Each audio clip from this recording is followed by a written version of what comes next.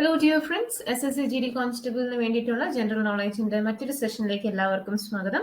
ഇത് നമ്മുടെ previous year question paper discussion session ആണ്. 50 ക്വസ്റ്റ്യൻസുമായിട്ടാണ് ഇന്നത്തെ സെഷനിൽ ഞാൻ വന്നിരിക്കുന്നത്. സോ നമുക്ക് ക്ലാസ് സ്റ്റാർട്ട് ചെയ്യാം. സോ നമ്മൾ ആസ് യൂഷ്വൽ ക്വസ്റ്റ്യൻസ് ഡിസ്കസ് ചെയ്യുന്നതായിരിക്കും. ക്വസ്റ്റ്യൻസിന്റെ ആൻസർ ആൻഡ് എക്സ്ട്രാ കുറച്ച് പോയിന്റ്സും കൂടി അതിനോട് റിലേറ്റഡ് ആയിട്ടുള്ളത് നോക്കുന്നതായിരിക്കും. അപ്പൊ ആദ്യത്തെ ക്വസ്റ്റ്യൻ നോക്കാം. Which is the busiest airport of India? ഇന്ത്യയുടെ ബിസിയസ്റ്റ് എയർപോർട്ട് ഏതാണ്? Delhi airport, Mumbai airport, Calcutta or Chennai airport? ഇതിൽ ഏതാണ് ഇന്ത്യയുടെ ഏറ്റവും ബിസിയസ്റ്റ് എയർപോർട്ട്?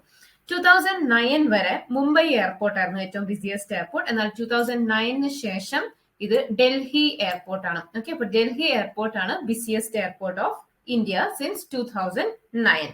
ഓക്കെ, പിന്നെ നമ്മൾ എയർപോർട്സിനെ പറ്റി പഠിക്കുമ്പോൾ എപ്പോഴും ശ്രദ്ധിക്കേണ്ട മറ്റൊരു കാര്യം എന്ന് വെച്ച് കഴിഞ്ഞാൽ പല എയർപോർട്സിനും മറ്റൊരു പേര് കൊടുത്തിട്ടുണ്ട്. അതായത് ഏതെങ്കിലും ഒരു ഫേമസ് പേഴ്സണാലിറ്റിയുടെ പേര് കൊടുത്തിട്ടുണ്ട്. അതും കൂടി നമ്മൾ അറിഞ്ഞിരിക്കണം. എക്സാമിന് അങ്ങനെയും ചോദിക്കാറുണ്ട്. ഓക്കെ, അപ്പൊ ഡൽഹി എയർപോർട്ടിന്റെ പേര് ഇന്ദിരാഗാന്ധി ഇന്റർനാഷണൽ എയർപോർട്ട് എന്നാണ്. മുംബൈ എയർപോർട്ടിന്റെ പേര് എന്താണ്?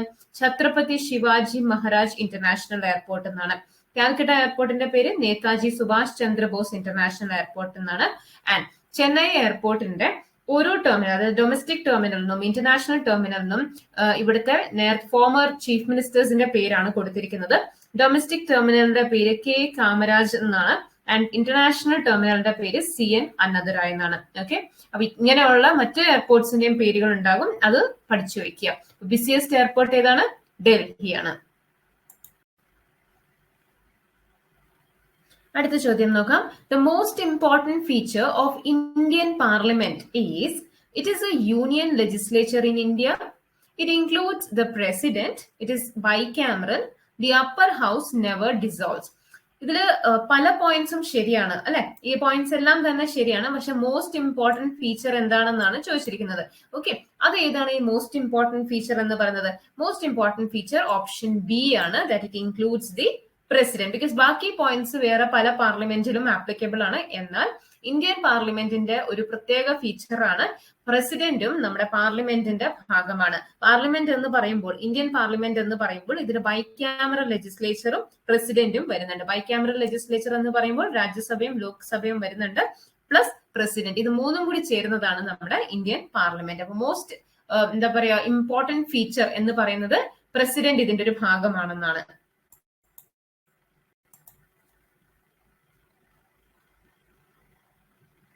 അടുത്ത ചോദ്യം. The law making authority of government is called legislature, executive, judiciary, none of the above. പെട്ടെന്ന് ലോ എന്ന് കാണുമ്പോൾ ആൾക്കാർ ജുഡീഷ്യറി കയറിക്കുത്തും. ജുഡീഷ്യറി അല്ല ശരിയായ ഉത്തരം. ലോ മേക്കിംഗ് അതോറിറ്റി എന്നാണ് ചോദിച്ചിരിക്കുന്നത്. Law making authority option A legislature ആണ്. ഓക്കെ, ലെജിസ്ലേച്ചർ ആണ് ലോ മേക്കിംഗ് അതോറിറ്റി.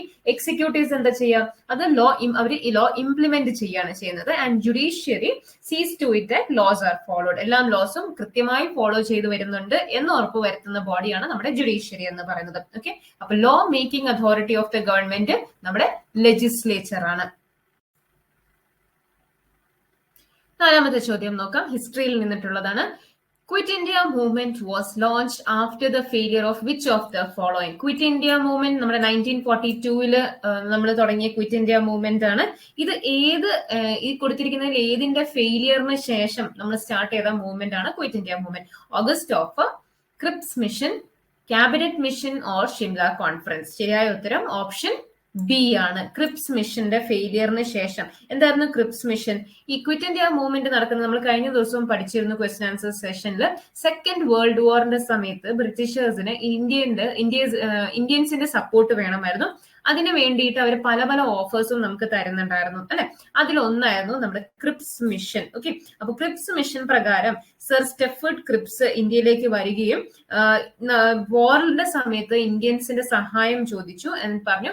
വാർ കഴിഞ്ഞു കഴിയുമ്പോൾ, ഈ സെക്കൻഡ് വേൾഡ് വാർ അവസാനിച്ചു കഴിയുമ്പോൾ ഇന്ത്യക്ക് ഡൊമിനിയൻ സ്റ്റാറ്റസ് തരാമെന്ന് പറഞ്ഞു. ഓക്കെ, പക്ഷെ ഇത് എല്ലാ പാർട്ടീസും ഒരുപോലെ റിജക്ട് ചെയ്തു ഈ offer. Okay, and Cripps mission fail ആയ ശേഷം തുടങ്ങിയ മൂവ്മെന്റ് ആണ് quit India movement. 8 August 1942 start ചെയ്ത മൂവ്മെന്റ് ആണ് ക്വിറ്റ് ഇന്ത്യ മൂവ്മെന്റ്. ക്രിപ്സ് മിഷനെ പറ്റി ഗാന്ധിജി പറഞ്ഞ ഒരു വാചകമുണ്ട്. അത് ഇമ്പോർട്ടന്റ് ആണ്, ചോദിക്കാറുണ്ട്. ഏത് മിഷനെ പറ്റി അല്ലെങ്കിൽ ഏത് പ്രസ്താവനയെ പറ്റി പറഞ്ഞതാണെന്നൊക്കെ ചോദിക്കാറുണ്ട്. അപ്പൊ മഹാത്മാഗാന്ധി ക്രിപ്സ് മിഷനെ പറ്റി പറഞ്ഞത് ഇങ്ങനെയാണ്: A post dated cheque on A crumbling bank. A post dated cheque on A crumbling bank എന്ന് പറഞ്ഞത് ആരാണെന്നും ചോദിക്കാറുണ്ട്, എന്തിനെ പറ്റിയാണ് പറഞ്ഞതെന്ന് ചോദിക്കാറുണ്ട്. അപ്പൊ മഹാത്മാഗാന്ധി ക്രിപ്സ് മിഷനെ പറ്റി പറഞ്ഞതാണ് a post dated cheque on crumbling bank. Okay, അപ്പൊ ഈ ക്രിപ്സ് മിഷൻ ഫെയിൽ ആയ ശേഷം 8 ഓഗസ്റ്റ് 1942 സ്റ്റാർട്ട് ചെയ്തതാണ് ക്വിറ്റ് ഇന്ത്യ മൂവ്മെന്റ്. ആൻഡ് ഇതിന്റെ മെയിൻ സ്ലോഗൻ എന്തായിരുന്നു? ഡു ഓർ ഡൈ എന്നായിരുന്നു. Okay, Satyagraha Ashram was established in 1915. It was founded by 1915 establish ചെയ്ത സത്യാഗ്രഹ ആശ്രമം ആര് ഫൗണ്ട് ചെയ്തതാണെന്നാണ് ചോദിച്ചിരിക്കുന്നത്. മഹാത്മാഗാന്ധി, ഗോപാലകൃഷ്ണ ഗോഖലെ, ഇന്ദുബായി യാഗ്നിക്, വല്ലഭായ് പട്ടേൽ. ശരിയായ ഉത്തരം സത്യാഗ്രഹ ആശ്രമത്തിന്റെ ഫൗണ്ടർ അല്ലെങ്കിൽ ആരുടെ നിർദ്ദേശപ്രകാരം, ആർക്ക് വേണ്ടിയിട്ടാണ് എന്ന് ചോദിച്ചാൽ അതിന്റെ ശരിയായ ഉത്തരം ഓപ്ഷൻ എ, മഹാത്മാഗാന്ധിയാണ്. ഓക്കെ, ഇതുപോലെ തന്നെ ചോദിക്കുന്ന മറ്റു ചില ആശ്രമങ്ങളിൽ ഒന്നാണ് സാബർമതി ആശ്രമം. അതും മഹാത്മാഗാന്ധിയുടേത് തന്നെയാണ്. പിന്നെ ചോദിക്കാറുള്ള ഒന്നാണ് സദാക്കത്ത് ആശ്രം. സദാക്കത്ത് ആശ്രം പാട്നയിലുള്ളതാണ്. ഇത് മഹാത്മാഗാന്ധിയാണ് ഇത് സ്റ്റാർട്ട് ചെയ്തെങ്കിലും പിന്നീട് ഇവിടെ താമസിച്ചിരുന്നത് രാജേന്ദ്ര പ്രസാദ് ആണ്. ഡോക്ടർ രാജേന്ദ്ര പ്രസാദ് അദ്ദേഹത്തിന്റെ റിട്ടയർമെന്റിന് ശേഷം അദ്ദേഹത്തിന്റെ വസതിയായിരുന്നു സദാക്കത്ത് ആശ്രം എന്ന് പറയുന്നത്. പിന്നെ ഒന്ന് ചോദിക്കാറുള്ളത് ഓറോവിൽ ആശ്രമമാണ്. ഓറോവിൽ ആശ്രമം എവിടെയാണുള്ളത്? പോണ്ടിച്ചേരിയിലുള്ളതാണ്. ഓരോബിന്ദോ ഘോഷ് സ്റ്റാർട്ട് ചെയ്തതാണ് ഓറോവിൽ ആശ്രമം. ഓക്കെ, അപ്പൊ സത്യാഗ്രഹ ആശ്രമം മഹാത്മാഗാന്ധിക്ക് വേണ്ടി റെഡിയാക്കിയ ആശ്രമമാണ്. അടുത്ത ചോദ്യം, Laila Ali. Laila Ali is related to which sports? Laila Ali എന്ന് പറയുമ്പോൾ തന്നെ നമ്മുടെ മനസ്സിലോട്ട് വരുന്നത് മറ്റൊരു അലിയാണ്. ആരാണത്? മുഹമ്മദ് അലി അല്ലെ. മുഹമ്മദ് അലിയുടെ മകളാണ് ലൈല അലി. അപ്പോൾ മുഹമ്മദ് അലി നമുക്ക് എല്ലാവർക്കും അറിയാം, ബോക്സിംഗ് ചാമ്പ്യൻ ആയിരുന്നു. അദ്ദേഹത്തിന്റെ മകളും ബോക്സിംഗ് ഫീൽഡിൽ തന്നെയായിരുന്നു. ഓക്കെ, അപ്പൊ Laila Ali is related to box. അടുത്ത ക്വസ്റ്റ്യൻ നോക്കാം. Where is the headquarters of SAARC? സാർക്കിന്റെ ഹെഡ് ക്വാർട്ടേഴ്സ് എവിടെയാണ്? അപ്പൊ ആദ്യം നമുക്ക് സാർക്കിന്റെ ഫുൾ ഫോം എന്താണെന്ന് മനസ്സിലാക്കാം. സാർക്കിന്റെ ഫുൾ ഫോം ആണ് South Asian association for regional cooperation. ആരുടെ അസോസിയേഷൻ ആണ്? സൗത്ത് ഏഷ്യൻ അസോസിയേഷൻ ആണ്. എന്തിനു വേണ്ടിയിട്ടുള്ളതാണ്? റീജിയണൽ കോപ്പറേഷന് വേണ്ടിയിട്ടുള്ളതാണ്. ഓക്കെ, ഇനി ഇതിന്റെ അംഗങ്ങൾ ആരൊക്കെയാണ്? ഇന്ത്യയും ഇന്ത്യയുടെ നെയ്ബറിംഗ് കൺട്രീസും കൂടിയാണ്. അപ്പൊ നെയ്ബറിംഗ് കൺട്രീസ് എന്ന് പറയുമ്പോൾ നമുക്ക് ഏതൊക്കെ കൺട്രീസ് ആണെന്ന് അറിയാലോ. അപ്പൊ ഇന്ത്യയുണ്ട്, ഇന്ത്യ കൂടെ ഉണ്ട്, പാകിസ്ഥാൻ ഉണ്ട്, ശ്രീലങ്കയുണ്ട്, അഫ്ഗാനിസ്ഥാൻ ഉണ്ട്, ബാംഗ്ലാദേശ് ഉണ്ട്, നേപ്പാൾ ഉണ്ട്, ഭൂട്ടാൻ ഉണ്ട്, മാൽദീവ്സ് ഉണ്ട്. ഈ കൺട്രീസ് ആണ് ഇതിന്റെ മെമ്പേഴ്സ് എന്ന് പറയുന്നത്. ഇനി ഇത് എവിടെയാണ് ഫൗണ്ട് ചെയ്തതെന്ന് ചോദിച്ചു കഴിഞ്ഞാൽ it was founded in Dhaka 8 December 1985 ഢാക്കയിൽ വെച്ചിട്ടാണ് ഇത് സ്റ്റാർട്ട് ചെയ്യുന്നത്. എന്നാൽ ഇതിന്റെ ഹെഡ് ക്വാർട്ടേഴ്സ് എവിടെയാണെന്നാണ് ഇവിടെ ചോദിച്ചിരിക്കുന്നത്. സാർക്കിന്റെ ഹെഡ് ക്വാർട്ടേഴ്സ് കാഠ്മാണ്ഡു നേപ്പാളിലാണ് സാർക്കിന്റെ ഹെഡ് ക്വാർട്ടേഴ്സ്. ഓക്കെ, അപ്പൊ സാർക്കിന്റെ full form South Asian association for regional Cooperation. What is sun? Sun എന്ന് വെച്ചാൽ എന്താണ്? പ്ലാനറ്റ് ആണോ, സ്റ്റാർ ആണോ, പീസ് ഓഫ് പ്ലാനറ്റ് ആണോ, കോമറ്റ് ആണോ? വളരെ സിമ്പിൾ ആയിട്ടുള്ള ക്വസ്റ്റ്യൻ അല്ലെ. What is sun? Sun is a star. 9ാമത്തെ ചോദ്യം, Narmada river originates from which range? Satpura range, Aravalli range, Amarkantak range or Nilgiri range? Narmada നദി എവിടെ നിന്നാണ് ഉത്ഭവിക്കുന്നത്? ശരിയായ ഉത്തരം എന്താണ്? ഓപ്ഷൻ സി, അമർകണ്ടക് റേഞ്ചിൽ നിന്നാണ്. അമർകണ്ടക് റേഞ്ചിൽ നിന്നാണ് നർമ്മദ നദിയുടെ ഉത്ഭവം. ഓക്കെ, നർമ്മദ നദിയെ പറ്റിയുള്ള കുറച്ച് പോയിന്റ്സ് നോക്കാം. Largest west flowing river in India ആണ്. ലാർജസ്റ്റ് വെസ്റ്റ് ഫ്ലോയിങ്, നമുക്കറിയാം ഇങ്ങോട്ടേക്കാണ് ഫ്ലോ ചെയ്യുന്നത് അല്ലെ. നമ്മുടെ മാപ്പില് വെസ്റ്റിലോട്ട് ഫ്ലോ ചെയ്യുന്ന ഒരു നദിയാണ് നർമ്മദ നദി. ഓക്കെ, അപ്പൊ ലാർജസ്റ്റ് വെസ്റ്റ് ഫ്ലോയിങ് റിവർ ആണ്. അതുപോലെ തന്നെ ലൈഫ് ലൈൻ ഓഫ് മധ്യപ്രദേശ് എന്നറിയപ്പെടുന്ന നദിയാണ് നർമ്മദ നദി. ഓക്കെ, പിന്നെ Sardar Sarovar dam, Omkareshwar dam, Indira Sagar dam ഇതെല്ലാം സ്ഥിതി ചെയ്യുന്നത് നർമ്മദ നദിയിലാണ്. പിന്നെ ഇപ്പൊ റീസെന്റ് ആയിട്ട് പണിതിരിക്കുന്ന സ്റ്റാച്യു ഓഫ് യൂണിറ്റി അതും എവിടെയാണ്? അതും നർമ്മദ നദിയിലാണ്. ഓക്കെ, അപ്പൊ ഇത്രയും പോയിന്റ്സ് ഓർത്ത് വെക്കുക നർമ്മദ നദിയെ പറ്റി. ഇതിന്റെ ഒറിജിൻ എവിടെയാണ്? അമർകണ്ടക് റേഞ്ചിലാണ്. 10ാമത്തെ ചോദ്യം, teachers day is celebrated on 6th September, 5th September, 4th September or 3rd September? എന്നാണ് ടീച്ചേഴ്സ് ഡേ ആഘോഷിക്കുന്നത് നമ്മൾ? 5th സെപ്റ്റംബർ അല്ലെ. 5th സെപ്റ്റംബറിനാണ് നമ്മൾ ടീച്ചേഴ്സ് ഡേ സെലിബ്രേറ്റ് ചെയ്യുന്നത്. നമ്മുടെ second president of India doctor S രാധാകൃഷ്ണന്റെ ബർത്ത്ഡേ ആണ് 5th സെപ്റ്റംബർ. അതാണ് നമ്മൾ ടീച്ചേഴ്സ് ഡേ ആയിട്ട് സെലിബ്രേറ്റ് ചെയ്യുന്നത്. 10 ചോദ്യങ്ങൾ കണ്ടു കഴിഞ്ഞു. 11ാമത്തത് നോക്കാം. മെനിഞ്ചൈറ്റിസ് എന്ന് പറയുന്നത് ഒരു അസുഖമാണ്. അത് ഏത് ഭാഗത്തിന്, നമ്മുടെ ബോഡിയുടെ ഏത് പാർട്ടിനെയാണ് എഫക്ട് ചെയ്യുന്നത്? Meningitis affects which part of your body? Heart, liver, lungs or brain? Meninges എന്ന് പറയുന്നത് ഏത് പാർട്ടിന്റെ പ്രൊട്ടക്റ്റീവ് കവറിംഗ് ആണ്? നമ്മുടെ ബ്രെയിൻ ആൻഡ് സ്പൈനൽ കോഡിന്റെ പ്രൊട്ടക്റ്റീവ് കവറിങ്ങിനെ പറയുന്ന പേരാണ് മെനിഞ്ചസ് എന്നുള്ളത്, അല്ലെ? അപ്പോൾ അതിന്റെ ഇൻഫ്ലമേഷൻ ആണ് മെനിഞ്ചൈറ്റിസ് എന്ന് പറയുന്നത്. സോ ഏത് പാർട്ടിനെയാണ് എഫക്ട് ചെയ്യുന്നത്? ബ്രെയിനിനെയാണ് എഫക്ട് ചെയ്യുന്നത്. ഇനി മെനിഞ്ചസിനെ പറ്റി 2-3 പോയിന്റ്സ് ഓർത്ത് വെക്കുക. മെനിഞ്ചസിന് 3 ലെയേഴ്സ് ആണ് ഉള്ളത്, ഇൻസൈഡ് ടു ഔട്ട്സൈഡ്. ഇവിടെ സപ്പോസ് ഇത് ബ്രെയിനിന്റെ തൊട്ടുമുട്ടി നിൽക്കുന്ന മെനിഞ്ചസിന്റെ ലെയറിനെ പറയുന്ന പേരാണ് പയാ മാറ്റർ. ഓക്കെ, അത് കഴിഞ്ഞ് വരുന്ന അടുത്ത ലെയർ ആണ് അറക്നോയിഡ് മാറ്റർ. ആൻഡ് ഏറ്റവും പുറത്തുള്ള സ്ട്രോങ് ലെയർ ആണ് ഡ്യൂറാ മാറ്റർ. അപ്പൊ 3 ലെയേഴ്സ് വെച്ചാണ് മെനിഞ്ചസ് ഫോം ചെയ്തിരിക്കുന്നത്: pia matter, arachnoid matter and dura matter. ഇതില് ഈ പയാ മാറ്ററിന്റെയും അറക്നോയിഡ് മാറ്റർ, അതായത് ആദ്യത്തെ ലെയറിന്റെയും രണ്ടാമത്തെ ലെയറായ അറക്നോയിഡ് മാറ്ററിന്റെയും ഇടയിലാണ് നമ്മുടെ സെറിബ്രോ സ്പൈനൽ ഫ്ലൂയിഡ് ഉള്ളത്. ഓക്കെ, ഇത്രയും പോയിന്റ്സ് ഓർത്ത് വയ്ക്കുക. മെനിഞ്ചൈറ്റിസ് എഫക്ട് ചെയ്യുന്നത് ബ്രെയിനിനെയാണ്. 3 layer: pia matter, arachnoid matter, dura matter. അതിൽ പയാ മാറ്ററിന്റെയും അറക്നോയിഡ് മാറ്ററിന്റെയും ഇടയിലാണ് നമ്മുടെ സെറിബ്രോ സ്പൈനൽ ഫ്ലൂയിഡ് ഉള്ളത്. അടുത്ത question: concurrent list of Indian constitution has been adopted from which country? നമ്മൾ ക്വസ്റ്റ്യൻ ആൻസർ സെഷൻ തുടങ്ങിയപ്പോൾ തൊട്ട് നോക്കുന്ന ഒരു പോയിന്റ് ആണ് നമ്മുടെ കോൺസ്റ്റിറ്റ്യൂഷൻ. നമ്മൾ അന്നോട്ട് പറയുന്നുണ്ട് നമ്മുടെ കോൺസ്റ്റിറ്റ്യൂഷൻ പല കൺട്രീസിൽ നിന്ന് കടമെടുത്തിട്ടുള്ളതാണ്. സോ ആ കൺട്രീസ് എല്ലാം പഠിച്ചു വെക്കുക, അതിന് എന്താണ് എടുത്തിരിക്കുന്നത് എന്നുള്ളതും പഠിച്ചു വെക്കുക. അപ്പൊ കൺകറന്റ് ലിസ്റ്റ് നമ്മൾ കടമെടുത്തിരിക്കുന്നത് ഏത് കൺട്രിയിൽ നിന്നാണ്? ശരിയായ ഉത്തരം ഓപ്ഷൻ ഡി, ഓസ്ട്രേലിയയിൽ നിന്നാണ് കൺകറന്റ് ലിസ്റ്റ് കടമെടുത്തിരിക്കുന്നത്. US-ൽ നിന്ന് എന്താണ് എടുത്തിരിക്കുന്നത്? നമ്മുടെ പ്രിയാമ്പിൾ, വളരെ ഇമ്പോർട്ടന്റ് ആയിട്ടുള്ള പ്രിയാമ്പിൾ, ഫണ്ടമെന്റൽ റൈറ്റ്സ്, നമ്മുടെ ജുഡീഷ്യറി, പിന്നെ അതുപോലെ തന്നെ പ്രസിഡന്റിനെ ഇംപീച്ച് ചെയ്യുന്ന ആ ഒരു പ്രോസസ്, ഇതെല്ലാം നമ്മൾ USA-ൽ നിന്നാണ് കടമെടുത്തിരിക്കുന്നത്. പിന്നെ ബ്രിട്ടനിൽ നിന്ന് എന്താണ് എടുത്തിരിക്കുന്നത്? ബ്രിട്ടനിൽ നിന്നാണ് നമ്മുടെ സിംഗിൾ സിറ്റിസൺഷിപ്പും ബൈക്യാമറൽ ലെജിസ്ലേച്ചർ ഒക്കെ നമ്മൾ എടുത്തിരിക്കുന്നത്. കാനഡയിൽ നിന്ന് എടുത്തിരിക്കുന്നതാണ് നമ്മുടെ federal government with strong centre എന്നുള്ള കൺസെപ്റ്റ്. അയർലാൻഡിൽ നിന്നാണ് DPSP എടുത്തിരിക്കുന്നത്. വളരെ ഇമ്പോർട്ടന്റ് ക്വസ്റ്റ്യൻ ആണ്. DPSP ചോദിക്കാറുണ്ട്, directive principles of state policies. Directive principles of state policies കടമെടുത്തിരിക്കുന്നത് അയർലാൻഡിൽ നിന്നാണ്. പിന്നെ ജർമ്മനിയിൽ നിന്ന് എന്താണ്? നമ്മുടെ ഫണ്ടമെന്റൽ റൈറ്റ്സ് എമർജൻസി സമയത്ത് സസ്പെൻഡ് ചെയ്യപ്പെടും, അത് നമ്മൾ കടമെടുത്തിരിക്കുന്നത്. അപ്പൊ എമർജൻസിയോട് റിലേറ്റ് ചെയ്തിട്ട് വരുന്ന ക്വസ്റ്റ്യൻ ആണെങ്കിൽ ജർമ്മനിയിൽ നിന്നാണ് നമ്മൾ കടമെടുത്തിരിക്കുന്നത്. ഓക്കെ, പിന്നെ ഫ്രാൻസിൽ നിന്ന് ലിബർട്ടി, ഇക്വാലിറ്റി, ഫ്രെറ്റേണിറ്റി ആണ്. റഷ്യയിൽ നിന്നാണ് ഫണ്ടമെന്റൽ ഡ്യൂട്ടീസ്. ഫണ്ടമെന്റൽ റൈറ്റ്സ് USA-യിൽ നിന്ന്, ഫണ്ടമെന്റൽ ഡ്യൂട്ടീസ് റഷ്യയിൽ നിന്ന്. പിന്നെ നമ്മുടെ കോൺസ്റ്റിറ്റ്യൂഷനിൽ നമ്മൾ അമെന്റ്മെന്റ് വരുത്തുന്നുണ്ടെങ്കിൽ ആ അമെന്റ്മെന്റ് ഓഫ് കോൺസ്റ്റിറ്റ്യൂഷൻ എങ്ങനെ ചെയ്യണം എന്നുള്ള ഒരു കൺസെപ്റ്റ് നമ്മൾ കടമെടുത്തിരിക്കുന്നത് സൗത്ത് ആഫ്രിക്കയിൽ നിന്നാണ്. പിന്നെ ഞാനിപ്പോ പറഞ്ഞ പോലെ കൺകറന്റ് ലിസ്റ്റ് നമ്മൾ ഓസ്ട്രേലിയയിൽ നിന്നാണ്.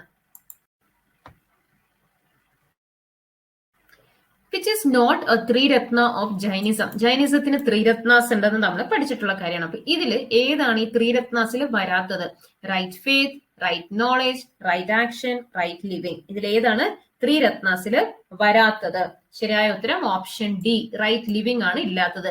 ബാക്കി റൈറ്റ് ഫെയ്ത്തും റൈറ്റ് നോളേജും റൈറ്റ് ആക്ഷൻ ഓർ കണ്ടക്ട്, ഇത് 3 നമ്മുടെ ത്രിരത്നാസ് ഓഫ് ജൈനിസത്തിൽ വരുന്നതാണ്. ഓക്കെ, അപ്പൊ ഇതാണ് ത്രിരത്നാസ്. ഇതുപോലെ തന്നെ പഞ്ചമഹാവ്രതാസിനെ പറ്റിയും ചോദിക്കാം. അതായത് 5 വോസ് ഓഫ് ജൈനിസം ഉണ്ട്. അതെന്തൊക്കെയാണ്? അഹിംസ, സത്യ, അസ്തേയ, അപരിഗ്രഹ, ബ്രഹ്മചര്യ. ഇതാണ് 5 വോസ് അല്ലെങ്കിൽ പഞ്ചമഹാവ്രതാസ്. പിന്നെ ജൈനിസത്തെ പറ്റിയുള്ള മറ്റൊരു പോയിന്റ് ഓർത്തിരിക്കേണ്ടത് 24 തീർത്ഥങ്കാരാസ് ആണ് ജൈനിസത്തിനുള്ളത്. അതിൽ 24ാമത്തെ തീർത്ഥങ്കാരയാണ് മഹാവീർ. മഹാവീറിനെ പറ്റി നമ്മൾ കഴിഞ്ഞ ക്ലാസ്സിൽ ക്വസ്റ്റ്യൻ ആൻസർ സെഷനിൽ ഡിസ്കസ് ചെയ്തിട്ടുള്ളതാണ്. അപ്പൊ വീണ്ടും റിപ്പീറ്റ് ചെയ്യുന്നില്ല. അപ്പൊ മഹാവീർ 24th തീർത്ഥങ്കാരയായിരുന്നു. ഫസ്റ്റ് തീർത്ഥങ്കാരയുടെ പേരും ഇമ്പോർട്ടന്റ് ആണ്. ഋഷഭ് ദേവ് അല്ലെങ്കിൽ ഋഷഭ എന്നായിരുന്നു ആദ്യത്തെ തീർത്ഥങ്കാരം. ഓക്കെ, അപ്പൊ ത്രിരത്നാസിൽ വരാത്തത് ഏതാണ്? റൈറ്റ് ലിവിങ് ആണ് ത്രിരത്നാസിൽ വരാത്തത്. അടുത്ത ചോദ്യം നോക്കാം. Number of permanent teeth in man. അപ്പൊ ഹ്യൂമൻ ബീങ്സിൽ 2 സെറ്റ് പല്ലുകളാണ് വരുന്നത് എന്ന് നമുക്കറിയാം അല്ലെ. ആദ്യം നമ്മൾ ജനിച്ചു കഴിയുമ്പോൾ ഉണ്ടാവുന്ന പല്ലുകൾ മിൽക്ക് ടീത്ത് ആണ്. ആൻഡ് അത് കഴിഞ്ഞ് ആ മിൽക്ക് ടീത്ത് എല്ലാം പോയി കഴിഞ്ഞിട്ട് നമുക്ക് പിന്നെയും അടുത്തൊരു സെറ്റ് ഓഫ് പല്ലുകളും കൂടി വരും. അതാണ് നമ്മുടെ പെർമനന്റ് ടീത്ത്. മിൽക്ക് ടീത്തിന്റെ എണ്ണം എത്ര എണ്ണമാണെന്ന് ചോദിച്ചു കഴിഞ്ഞാൽ 20 ആണ്. 20 മിൽക്ക് ടീത്ത് ആണ് നമുക്ക് ഉണ്ടാവുന്നത്. ആ 20 പല്ലുകൾ പോയ ശേഷം നമുക്ക് വരുന്ന പെർമനന്റ് ടീത്തിന്റെ എണ്ണമാണ് ഇവിടെ ചോദിച്ചിരിക്കുന്നത്. അത് 32 ആണ്. ഓക്കെ, നമ്മൾ പറയാറില്ലേ അടിച്ച് 32 പല്ലും താഴെ ഇടും എന്നൊക്കെ പറയാറില്ലേ. സോ 32 പല്ലുകളാണ് പെർമനന്റ് ടീത്ത്. പിന്നെ ഈ പല്ലുകളുടെ മറ്റൊരു ക്വസ്റ്റ്യൻ ചോദിക്കാറുള്ളത്, പല്ലിനോട് റിലേറ്റഡ് ആയിട്ട് വരുന്ന മറ്റൊരു ക്വസ്റ്റ്യൻ ആണ് ഡെന്റൽ ഫോർമുല എന്ന് പറയുന്നത്. പെർമനന്റ് ടീത്തിന്റെ ഡെന്റൽ ഫോർമുല എന്താണ്? എന്താണ് ഈ ഡെന്റൽ ഫോർമുല? ഡെന്റൽ ഫോർമുല എന്ന് പറയുന്നത് നമുക്ക് അപ്പർ ജോയും ഉണ്ട്, ലോവർ ജോയും ഉണ്ട്. ഇതില് അപ്പർ ജോയിൽ അല്ലെങ്കിൽ ഇതിന്റെ 1/4 നമ്മുടെ അപ്പർ ജോയിലുള്ള അതേ അറേഞ്ച്മെന്റ് ആണ് ലോവർ ജോയിലും. അപ്പൊ അതിന്റെ 1/4 അറേഞ്ച്മെന്റിൽ വരുന്നത് പല്ലുകളുടെ നമ്പേഴ്സ്. ഓക്കെ, അപ്പൊ നമുക്ക് എത്ര ടൈപ്പ് പല്ലാണ് ഉള്ളത്? നമുക്കറിയാം, നമുക്ക് 4 ടൈപ്സ് ഓഫ് ടീത്ത് ആണ് ഉള്ളത്.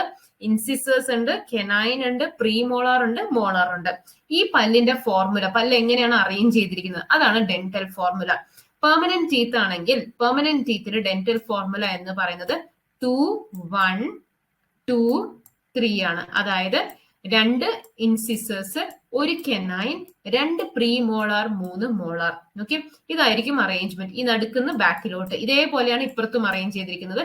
ഇതേപോലെയാണ് നമ്മുടെ ലോവർ ജോയിലും അറേഞ്ച് ചെയ്തിരിക്കുന്നത്. ഓക്കെ, അപ്പൊ ഇതാണ് dental formula of permanent teeth.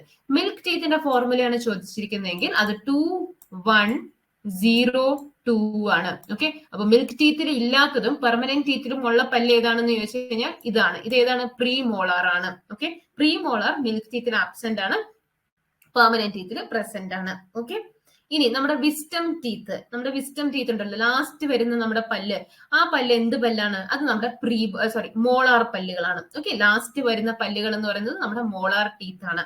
So permanent ടീത്തിന്റെ എണ്ണം എത്ര എണ്ണമാണ്? 32 ആണ്. അടുത്ത ചോദ്യം, who among the following was the first Indian to be elected to the British parliament? British പാർലമെന്റിലേക്ക് തെരഞ്ഞെടുക്കപ്പെട്ട ആദ്യത്തെ ഇന്ത്യൻ ആരായിരുന്നു? Surendranath Banerjee, Dadabhai Naoroji, WC Banerjee or Mahatma Gandhi? ശരിയായ ഉത്തരം ഓപ്ഷൻ ബി ആണ്. ദാദാഭായ് നവറോജിയാണ് first Indian to be elected to the British parliament. Dadabhai നവറോജിയെ നമ്മൾ എങ്ങനെയാ വിളിക്കുന്നത്? എന്താണ് അദ്ദേഹത്തിനെ വിളിക്കുന്ന പേര്? Grand old man of India എന്നാണ് അദ്ദേഹത്തിനെ അറിയപ്പെടുന്നത്. Grand old man of India. Drain theory അദ്ദേഹത്തിൻ്റെതായിരുന്നു. ഓക്കെ, അടുത്ത ചോദ്യം ഡയറക്റ്റ് ക്വസ്റ്റ്യൻ ആണ്. What is the capital of Italy? അപ്പൊ കൺട്രീസും അതിന്റെ ക്യാപിറ്റൽസും പഠിച്ചു വെക്കാം. What is the capital of Italy? Moscow ആണോ, റോം ആണോ, പാരീസ് ആണോ, ബെർലിൻ ആണോ? ഇറ്റലിയുടെ ക്യാപിറ്റൽ ഓപ്ഷൻ ബി, റോം ആണ്. Rome is the capital of Italy. അടുത്ത ചോദ്യം, where are the Ajanta caves situated? Ajanta caves എവിടെയാണ്? അജന്ത ആൻഡ് എലോറ കേവ്സ് രണ്ടും എവിടെയാണ്? ശരിയായ ഉത്തരം രാജസ്ഥാൻ ആണോ, മഹാരാഷ്ട്ര ആണോ, മധ്യപ്രദേശ് ആണോ, ഒഡീഷ ആണോ? അജന്ത കേവ്സ് സിറ്റുവേറ്റ് ചെയ്തിരിക്കുന്നത് ശരിയായ ഉത്തരം ഓപ്ഷൻ ബി, മഹാരാഷ്ട്രയാണ്. അജന്ത കേവ്സ് മഹാരാഷ്ട്രയിലെ ഔറംഗാബാദ് ഡിസ്ട്രിക്റ്റിലാണ്. എവിടെയാണ്? ഔറംഗാബാദ് ഡിസ്ട്രിക്റ്റിലാണ്. അടുത്ത ക്വസ്റ്റ്യൻ നോക്കാം. Indus valley civilisation flourished on the bank of which river? Indus Valley civilization flourished on the bank of which river? വളരെ സിമ്പിൾ ആണ് അല്ലെ. ഇൻഡസ് വാലി സിവിലൈസേഷൻ എന്ന് പറയുമ്പോഴേക്കും ഇൻഡസ് നദിയെ തന്നെ പറയുന്ന മറ്റൊരു പേരാണ് സിന്ധു നദി അല്ലെ. അതുകൊണ്ടാണ് നമ്മൾ സിന്ധു നദീതട സംസ്കാരം എന്ന് പറയുന്നത്. So Indus valley civilisation flourish ചെയ്തത് സിന്ധു നദിയുടെ തീരത്താണ്. ഇൻഡസ് വാലി സിവിലൈസേഷനെ പറ്റി ചോദിക്കാവുന്ന മറ്റു ചില ക്വസ്റ്റ്യൻസ് ഉണ്ട്. ലൈക്ക് ഫസ്റ്റ് സൈറ്റ് ഏതായിരുന്നു കണ്ടുപിടിച്ചത്? ഹാരപ്പയായിരുന്നു. അതുകൊണ്ടാണ് നമ്മൾ ഇതിനെ ഹാരപ്പൻ സിവിലൈസേഷൻ എന്നും വിളിക്കാറുണ്ട് അല്ലെ. ആദ്യത്തെ സൈറ്റ് കണ്ടുപിടിച്ചത് ഹാരപ്പ ആയതുകൊണ്ട്. ഇനി ലാർജസ്റ്റ് സൈറ്റ് ഏതാണ്? രാഖിഗിരിയാണ്. ഓക്കെ, രാഖിഗിരി ഹരിയാനയിലെ ഹിസാറിലുള്ള രാഖിഗിരിയാണ് ലാർജസ്റ്റ് സൈറ്റ്. ഇനി ഇൻഡസ് വാലി സിവിലൈസേഷന്റെ പോർട്ട് സിറ്റി ഏതാന്ന് ചോദിച്ചാൽ പോർട്ട് സിറ്റി ഏതാന്ന് ചോദിച്ചാൽ ലോഥലാണ്. അപ്പൊ ഇങ്ങനെയുള്ള പോയിന്റ്സ് എല്ലാം ഇതിൽ നിന്ന് പഠിച്ചു വെക്കുക. അതുപോലെ തന്നെ ഗ്രേറ്റ് ബാത്ത്, ഗ്രേറ്റ് ഗ്രാനറി എന്നൊക്കെ പറഞ്ഞ് കുറച്ച് സ്ട്രക്ചേഴ്സ് ഒക്കെ ഉണ്ട്. അതെല്ലാം തന്നെ അത് എവിടെയാണ്, അതിന്റെ ഇമ്പോർട്ടൻസ് എന്താണ്, അങ്ങനെയുള്ള പോയിന്റ്സ് ഒക്കെ അറിഞ്ഞിരിക്കുക.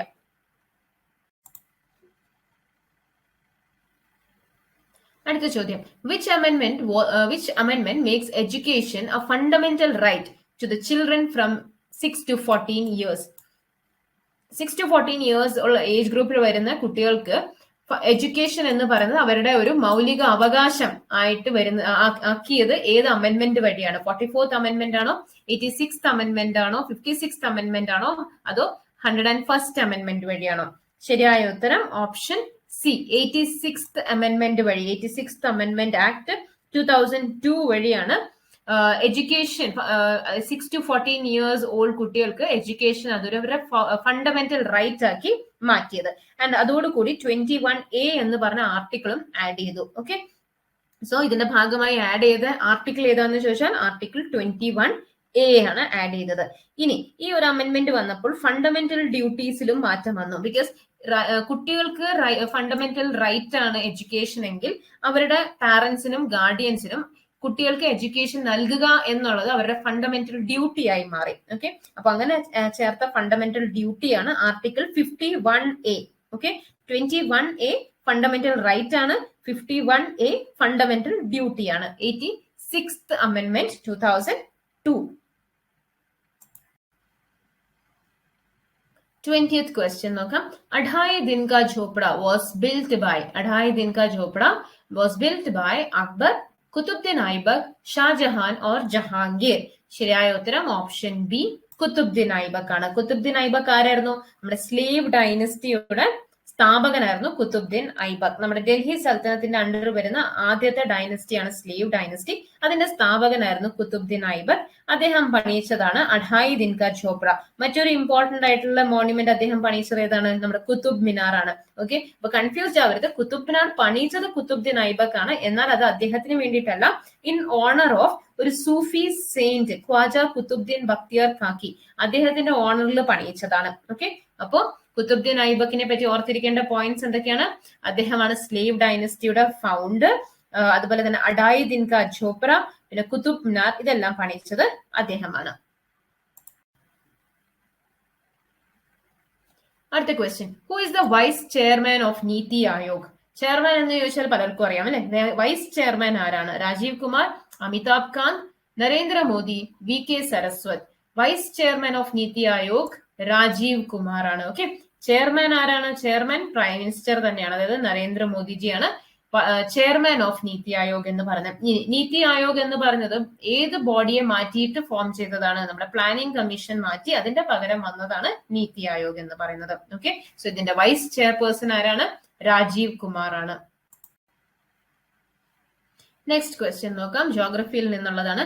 Tropic of cancer, tropic of Capricorn and equator passes through which continent? So equator എന്ന് പറയുന്നത് നമ്മുടെ 0 ഡിഗ്രി നോർത്ത് ആണ്. ഓക്കെ, ഓർ 0 ഡിഗ്രി സൗത്ത്, എന്തായാലും 0 ഡിഗ്രീസ് ആണ് നമ്മുടെ ഇക്വേറ്റർ എന്ന് പറയുന്നത്. ഇനി ട്രോപ്പിക് ഓഫ് ക്യാൻസർ എന്ന് പറയുന്നത് 23.5 ഡിഗ്രി നോർത്ത് ആണ്. ട്രോപ്പിക് ഓഫ് കാപ്രിക്കോൺ എന്ന് പറയുന്നത് 23.5 ഡിഗ്രി സൗത്ത് ആണ്. ഓക്കെ, സോ ഈ മൂന്നെണ്ണം പാസ് ചെയ്യുന്ന ഏതോ ഒരു പർട്ടിക്കുലർ കോണ്ടിനെന്റിലൂടെ ഇത് മൂന്നും പാസ് ചെയ്യും. ആ കോണ്ടിനെന്റ് ഏതാണെന്നാണ് ചോദിച്ചിരിക്കുന്നത്. ഇത് കണ്ടാൽ നമുക്കറിയാം, ഇതിൽ ഓരോ കോണ്ടിനെന്റ്സും അതിലൂടെ പാസ് ചെയ്യുന്നതായിട്ട് കാണാം. സോ ഇതില് ആഫ്രിക്കയിലൂടെയാണ് ഈ മൂന്നെണ്ണവും പാസ് ചെയ്യുന്നതായിട്ട് നമുക്ക് കാണാൻ പറ്റും. സോ ശരിയായ ഉത്തരം ഓപ്ഷൻ സി, ആഫ്രിക്കയാണ്. ഇനി ഇന്ത്യയിൽ നിന്ന് പാസ് ചെയ്യുന്നത് ഏതാണെന്ന് ചോദിച്ചാൽ ട്രോപ്പിക് ഓഫ് ക്യാൻസർ ആണ്. 23.5 ഡിഗ്രി നോർത്ത് ആണ് ഇന്ത്യയിലൂടെ പാസ് ചെയ്യുന്നത്. ഓക്കെ, അടുത്ത ചോദ്യം, which state shares boundaries with maximum number of states? മറ്റുള്ള സ്റ്റേറ്റ്സുമായി maximum boundary share, maximum number of സ്റ്റേറ്റ്സുമായി ബൗണ്ടറി ഷെയർ ചെയ്യുന്ന സ്റ്റേറ്റ് ഏതാണെന്നാണ് ചോദിച്ചിരിക്കുന്നത്. മധ്യപ്രദേശ് ആണോ, മഹാരാഷ്ട്രയാണോ, ഉത്തർപ്രദേശ് ആണോ, അതോ ജാർഖണ്ഡ് ആണോ? ശരിയായ ഉത്തരം ഓപ്ഷൻ സി ആണ്. ഓപ്ഷൻ സി, ഉത്തർപ്രദേശ് ആണ്. ഏറ്റവും അധികം സ്റ്റേറ്റ്സുമായിട്ട് ബൗണ്ടറി ഷെയർ ചെയ്യുന്നത് 9 സ്റ്റേറ്റ്സുമായിട്ടാണ് ഉത്തർപ്രദേശ് ബൗണ്ടറി ഷെയർ ചെയ്യുന്നത്. ഉത്തർപ്രദേശിനെ പറ്റിയുള്ള മറ്റു ചില പോയിന്റ്സും കൂടി ഓർത്തിരിക്കണം. ലാർജസ്റ്റ് പ്രൊഡ്യൂസർ ഓഫ് ഷുഗർ ആണ്. ലാർജസ്റ്റ് പ്രൊഡ്യൂസർ ഓഫ് ഷുഗർ ആണ്. അതുകൊണ്ട് തന്നെ ഇതിനെ ഷുഗർ ബൗൾ ഓഫ് ഇന്ത്യ എന്നും അറിയപ്പെടാറുണ്ട്. Sugar bowl of India. പിന്നെ ഏറ്റവും അധികം പോപ്പുലേഷൻ ഉള്ള സ്റ്റേറ്റ് ആണ് ഉത്തർപ്രദേശ് എന്ന് പറയുന്നത്. ചില ഇമ്പോർട്ടന്റ് പോയിന്റ്സ് എന്ന് പറയുന്നത് കുംഭമേള. കുംഭമേള എന്ന് പറയുന്നത് എന്താണ്? World's largest congregation of religious pilgrims ആണ് അല്ലെ. റിലീജിയസ് കാര്യത്തിന് വേണ്ടിയിട്ട് ആൾക്കാരുടെ ഒരു കൂട്ടായ്മ, അത് ഏറ്റവും വലിയ കൂട്ടായ്മ, ലോകത്തിലേക്ക് തന്നെ വെച്ച് ഏറ്റവും വലിയ കൂട്ടായ്മ ഫോർ റിലീജിയസ് പിൽഗ്രിം ആണ് കുംഭമേള. അതുപോലെ തന്നെ താജ്മഹൽ സ്ഥിതി ചെയ്യുന്നത് ഉത്തർപ്രദേശിലാണ്. പിന്നെ first CCTV city in India എന്നറിയപ്പെടുന്നത്, first CCTV city in India, അതും ഉത്തർപ്രദേശിലാണ്. അലഹബാദിന്റെ ഓർക്കുക, ഹൈക്കോർട്ട് അലഹബാദിലാണ്. അലഹബാദിന്റെ പേര് റീസെന്റ് മാറ്റിയിട്ട് എന്താണ് ആക്കിയത്? പ്രയാഗ് രാജ് എന്നാക്കിയത് അല്ലെ. പിന്നെ oldest city in India Varanasi, അതും ഉത്തർപ്രദേശിലാണ്. മറ്റൊരു പോയിന്റ്, റിവോൾട്ട് ഓഫ് 1857 സ്റ്റാർട്ട് ചെയ്തത് മീററ്റിലാണ്. മീററ്റും ഉത്തർപ്രദേശിലാണ്. ഓക്കെ, അപ്പൊ ഇതൊക്കെയാണ് ഉത്തർപ്രദേശിനെ പറ്റിയുള്ള ചില important points. Who is the governor of Bihar? ബീഹാറിലെ ഗവർണർ ആരായിരുന്നു? ഈ ക്വസ്റ്റ്യൻ 2019 ക്വസ്റ്റ്യൻ ആണ്. സോ 19 ഈ ക്വസ്റ്റ്യന് ശേഷം ഗവർണർ മാറിയിട്ടുണ്ട്. ഓക്കെ, അപ്പൊ ഈ ക്വസ്റ്റ്യന്റെ സമയത്ത് ഗവർണർ ആരായിരുന്നു? ആ സമയത്ത് ലാൽജി ടണ്ടൻ ആയിരുന്നു. എന്നാൽ ഇപ്പോഴത്തെ ഗവർണറാണ് ഫാഗു ചൗഹാൻ. ഓക്കെ, ഫാഗു ചൗഹാൻ. സോ ഇങ്ങനെയുള്ള ക്വസ്റ്റ്യൻസ് പ്രതീക്ഷിക്കാം. അതായത് ഗവർണേഴ്സ് ഇമ്പോർട്ടന്റ് ആണ്, ചീഫ് മിനിസ്റ്റേഴ്സ് ഇമ്പോർട്ടന്റ് ആണ്, ഇതൊക്കെ പഠിച്ചു വെക്കുക. So is the governor of Bihar. Presently ആണ് ഈ ക്വസ്റ്റ്യൻ വരുന്നെങ്കിൽ ഫാഗു ചൗഹാൻ ആണ് ശരിയായ ഉത്തരം. ഓക്കെ, എന്നാൽ ഈ ക്വസ്റ്റ്യൻ പഴയതായതുകൊണ്ട് ആ ക്വസ്റ്റ്യൻ പേപ്പർ അനുസരിച്ച് ലാൽജി ടണ്ടൻ ആയിരുന്നു. 25th question. Which constitutional amendment dealt with Panchayati Raj institution? ഏത് ഭേദഗതി വഴിയാണ് നമ്മൾ പഞ്ചായത്തി രാജ് ഇൻകോപ്പറേറ്റ് ചെയ്തത്? 42nd, 72nd, 73rd or 86th constitution amendment? 86th അല്ല അല്ലെ, നമ്മൾ ഓൾറെഡി ഇപ്പൊ കണ്ടു കഴിഞ്ഞു. അത് fundamental right to education add ചെയ്തതാണ്. പഞ്ചായത്തി രാജ് ഇൻകോപ്പറേറ്റ് ചെയ്തത് ശരിയായ ഉത്തരം ഓപ്ഷൻ സി ആണ്. 73rd കോൺസ്റ്റിറ്റ്യൂഷണൽ അമെന്റ്മെന്റ് വഴിയാണ്. Okay, so Panchayati Raj include ചെയ്തു. ആൻഡ് ഇതിന്റെ ഭാഗമായിട്ട് ഒരു ഷെഡ്യൂളും നമ്മുടെ കോൺസ്റ്റിറ്റ്യൂഷനിലേക്ക് ആഡ് ചെയ്തു. അതാണ് 11th schedule. Okay, 11th schedule add ചെയ്തു.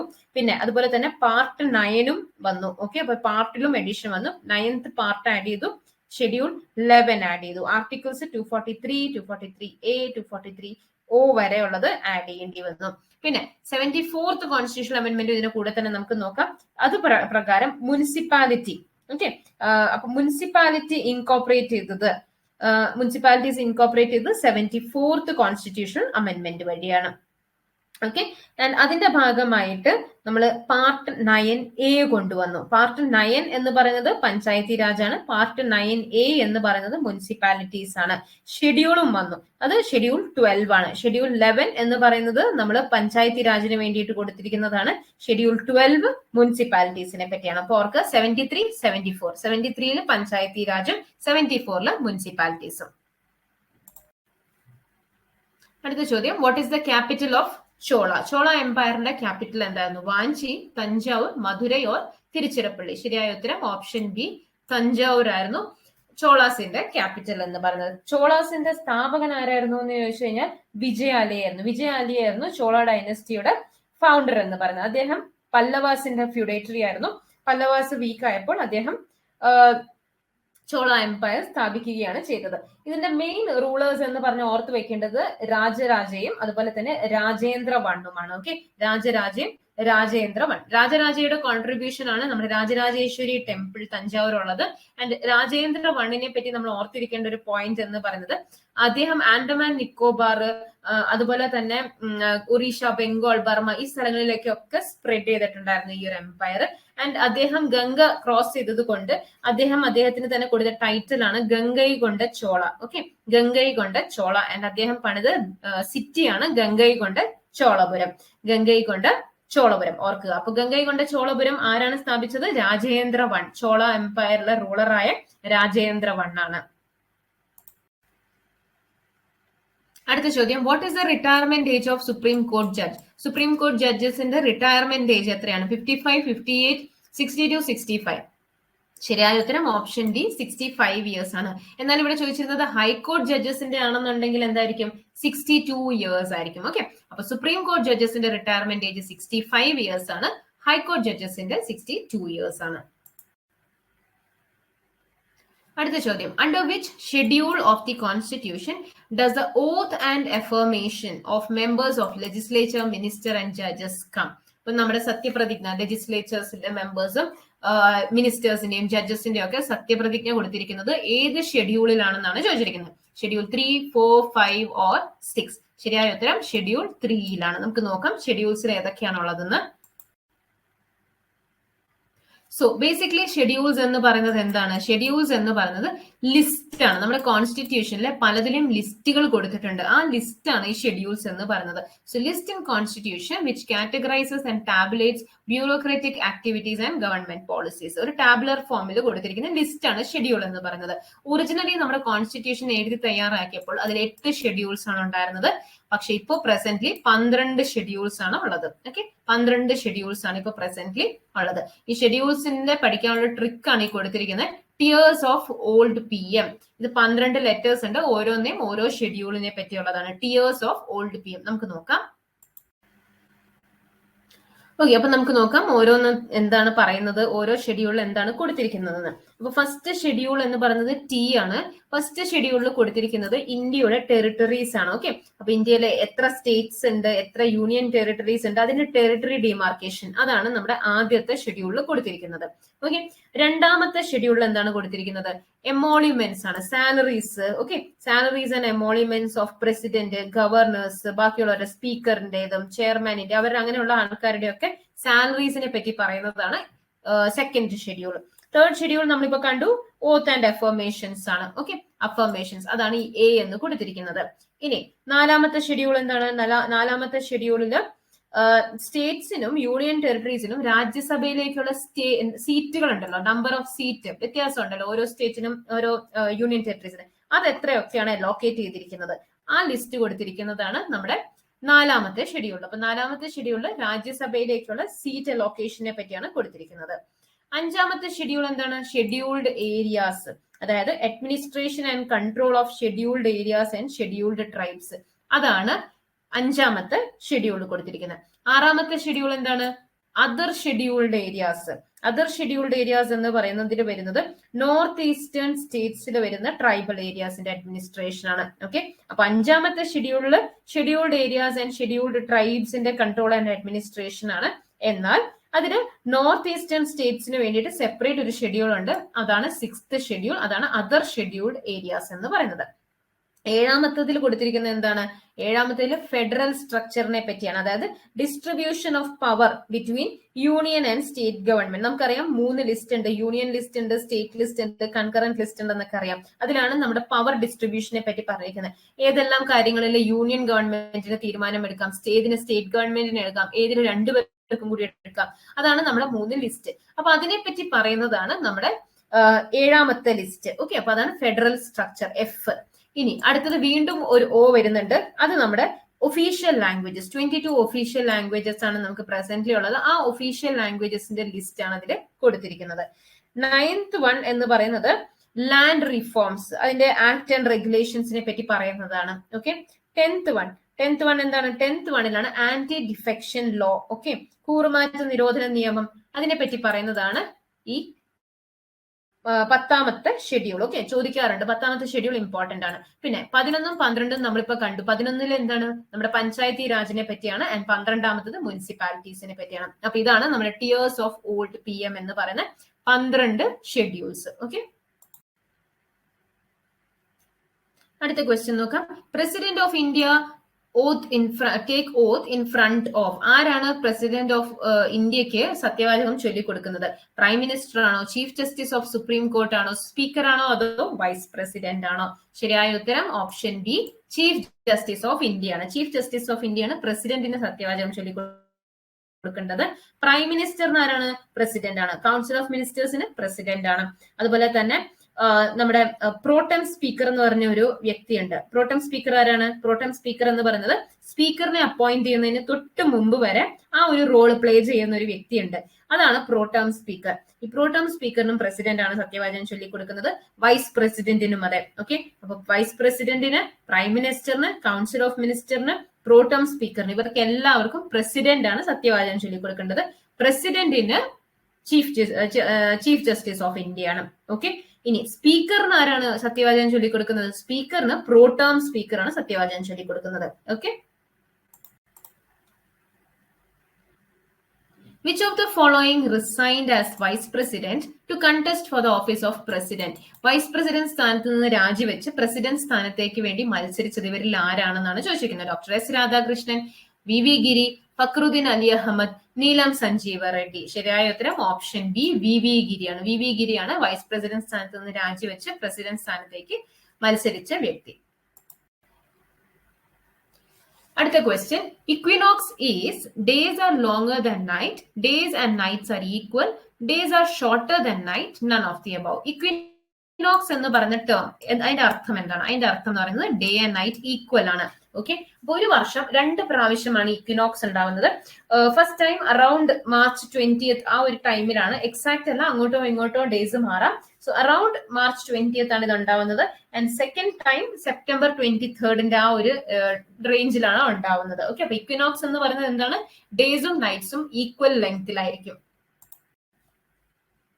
അടുത്ത ചോദ്യം നോക്കാം. How many times national emergency has been declared in India? ഇന്ത്യയിൽ നാഷണൽ എമർജൻസി എത്ര പ്രാവശ്യം ഡിക്ലെയർ ചെയ്തിട്ടുണ്ട്? Once, twice, thrice or never? എത്ര പ്രാവശ്യം ഡിക്ലെയർ ചെയ്തിട്ടുണ്ട്? ശരിയായ ഉത്തരം ഓപ്ഷൻ സി, 3 പ്രാവശ്യം നാഷണൽ എമർജൻസി ഡിക്ലെയർ ചെയ്തിട്ടുണ്ട്. നാഷണൽ എമർജൻസി എന്താണ്? ആർക്കാണ് ഇത് ഡിക്ലെയർ ചെയ്യാനുള്ള റൈറ്റ്? എത്ര പ്രാവശ്യം എപ്പോഴൊക്കെയാണെന്ന് നമുക്ക് നോക്കാം. സോ നാഷണൽ എമർജൻസി ഡിക്ലെയർ ചെയ്യാൻ, അല്ലെങ്കിൽ എമർജൻസി ഡിക്ലെയർ ചെയ്യാനുള്ള പ്രൊവിഷൻ പ്രസിഡന്റിന്റേതാണ്. ഓക്കെ, പ്രസിഡന്റിന്റെ വൺ ഓഫ് ദ റൈറ്റ്സ് അല്ലെങ്കിൽ പവേഴ്സ് ആണ് എമർജൻസി പ്രൊവിഷൻ എന്ന് പറയുന്നത്. ഓക്കെ, ഇതിനെ പറ്റി പറയുന്നത് നമ്മുടെ കോൺസ്റ്റിറ്റ്യൂഷനിലെ 18th പാർട്ടിലാണ്, പാർട്ട് 18ലാണ് എമർജൻസി പ്രൊവിഷൻസിനെ പറ്റി പറയുന്നത്. ആൻഡ് ആർട്ടിക്കിൾസ് ഏതൊക്കെയാണെന്ന് ചോദിച്ചു കഴിഞ്ഞാൽ 352 തൊട്ട് 360 വരെ വരുന്ന ആർട്ടിക്കിൾസിലാണ് എമർജൻസിയെ പറ്റി പറയുന്നത്. ഈ ഒരു പാർട്ട് നമ്മൾ കടമെടുത്തിരിക്കുന്നത് എവിടെ നിന്നാണ്? ഞാൻ നേരത്തെ പറഞ്ഞിരുന്നു, എമർജൻസി എന്ന് കേട്ടാൽ അപ്പൊ തന്നെ നമ്മൾ മനസ്സിലാക്കുക ജർമ്മനിയിൽ നിന്നാണ്. ഓക്കെ, അപ്പൊ ജർമ്മനിയുടെ വീമർ കോൺസ്റ്റിറ്റ്യൂഷനിൽ നിന്ന് നമ്മൾ അഡോപ്റ്റ് ചെയ്തിരിക്കുന്നതാണ് നമ്മുടെ എമർജൻസി പ്രൊവിഷൻ. ഇനി എത്ര ടൈപ്പ് ഓഫ് എമർജൻസി ആണുള്ളത്? 3 ടൈപ്പ് എമർജൻസീസ് ആണുള്ളത്. നാഷണൽ എമർജൻസി ഉണ്ട്, പ്രസിഡന്റ്സ് റൂൾ, അതിനെയാണ് നമ്മൾ സ്റ്റേറ്റ് എമർജൻസി എന്നും പറയാറുണ്ട്. സ്റ്റേറ്റ് എമർജൻസി എന്ന് പറയുന്നത് മറ്റൊന്നുമല്ല, പ്രസിഡന്റ്സ് റൂൾ ആണ് ആക്ച്വലി. ഓക്കെ, പിന്നെ financial emergency. National emergency articles important ആണ് കേട്ടോ. 352ലാണ് നാഷണൽ എമർജൻസിയെ പറ്റി പറഞ്ഞിരിക്കുന്നത്. 356ലാണ് പ്രസിഡന്റ്സ് റൂളിനെ പറ്റി പറഞ്ഞിരിക്കുന്നത്. ആൻഡ് 360ലാണ് നമ്മുടെ ഫിനാൻഷ്യൽ എമർജൻസിയെ പറ്റി പറഞ്ഞിരിക്കുന്നത്. ഓക്കെ, പ്രസിഡന്റ്സ് റൂൾ ഇന്ത്യയിൽ പല പ്രാവശ്യം വന്നിട്ടുള്ളതാണ്. നാഷണൽ എമർജൻസി 3 ടൈംസ് ആണ്. 3 ടൈംസ് ആണ് നാഷണൽ എമർജൻസി. ഫിനാൻഷ്യൽ എമർജൻസി ഇതുവരേക്കും ഉണ്ടായിട്ടില്ല. ഓക്കെ, അപ്പൊ നാഷണൽ എമർജൻസി 3 പ്രാവശ്യം എപ്പോഴൊക്കെയാണ്?